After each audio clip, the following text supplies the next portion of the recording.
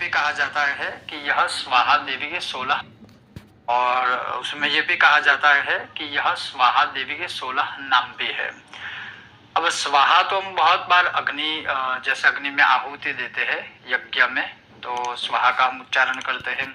भगवान को भोग लगाते हैं तब भी हम स्वाहा बोल सकते हैं।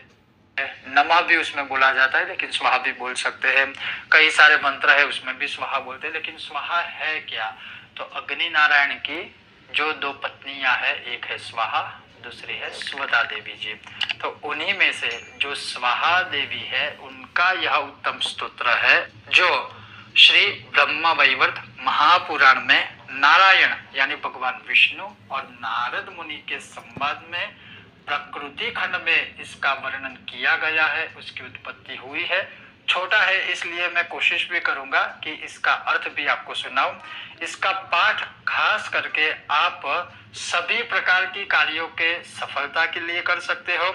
अगर आपको संतान नहीं है तो संतान की प्राप्ति के लिए कर सकते हो। अगर आपका विवाह नहीं हो रहा है तो विवाह हो जाए इसके लिए भी कर सकते हो। और कुंडली में स्थित सभी ग्रहों के दोषों से मुक्ति के लिए भी आप इसका पाठ कर सकते हो। तो चलिए शुरू करते हैं यह स्वाहा स्तोत्र। ओम वह्निरुवाच स्वाहाद्यः प्रकृतिरंशा मंत्रांतर शरीरिणी मंत्राणां फलदात्री च धात्री च जगतां सती सिद्धिस्वरूप सिद्धा च सिद्धिदा सर्वदा नृणां हुता सदाहिका शक्तिस्तत्प्राणाधिकरूपिणी संसार सार रूपा च घोर संसार तारिणी देव जीवन रूपा च देव पाषाणकारिणी षोडशैतानि नामानि यः पठेत् भक्ति संयुतः सर्वसिद्धिर्भवेत्तस्य सर्वकर्मसु शोभनम् अपुत्रो लभते पुत्रम् अभार्यो लभते प्रियाम् इति श्री ब्रह्मवैवर्त महापुराणे प्रकृतिखण्डे नारायण नारद मुनि संवादे स्वाहा स्तोत्रम संपूर्णम।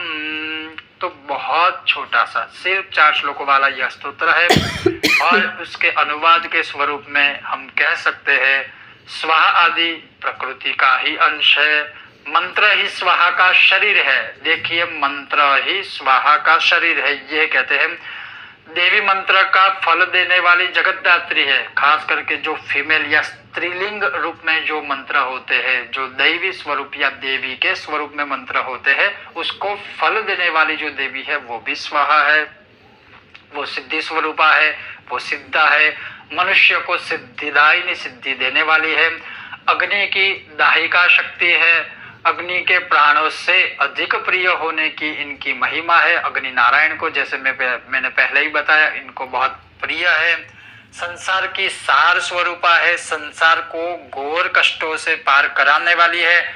देवताओं को जीवन दायिनी है। हवि प्रदान कर देवताओं को पत्थर के समान दृढ़ता प्रदान करती है। अर्थात उनको हम जो स्वाहा के स्वरूप में जो हवि प्रदान करते हैं वही देवताओं की शक्ति बढ़ाने वाला है, दृढ़ता प्रदान करने वाला है। फिर महात्मा में कहते हैं कि जो भक्ति पूर्वक स्वाहा के इस 16 नामों का पाठ करता है उससे सभी कर्मों में उत्तम सफलता मिलती है। पुत्रहीन यानी संतानहीन जो होते हैं वह संतान प्राप्त करते हैं। पत्नीहीन प्रियतमा पत्नी को प्राप्त करते हैं। तो वैसे तो दोनों के लिए, चाहे लड़की हो लड़का हो, दोनों के लिए यह विवाह के लिए उत्तम है। लेकिन खास कर जैसे इसमें इसका जो उल्लेख किया गया है कि अगर लड़का है और उसको प्रियतमा प्रिय अपने मन के अनुसार या प्रियतमा अर्थात उनको एक अच्छी पत्नी प्राप्त हो, जैसे उसकी कामना होगी वैसे उनको लड़की भी या पत्नी भी प्राप्त होगी। इस स्तोत्र के इस महात्म्य में यह दर्शित। असंच या स्तोत्राचं जे महात्म्य आपण ऐकलं आहे आणि त्याचबरोबर आपला अग्निदाह कमी होण्यासाठी या स्तोत्रांचा उपयोग होईल. स्तोत्र आपण मोफत म्हणणार आहे, पण त्याचे मंत्र, वरुण मंत्र आणि अग्निमंत्र, अग्निस्तोत्र आपण म्हणणार आहोत. 21 दिवस त्याची आपली दक्षिणा 441 आहे आणि जास्तीत जास्त जण जोडले जा, अशी मी आपणा सर्वांना विनंती करेन.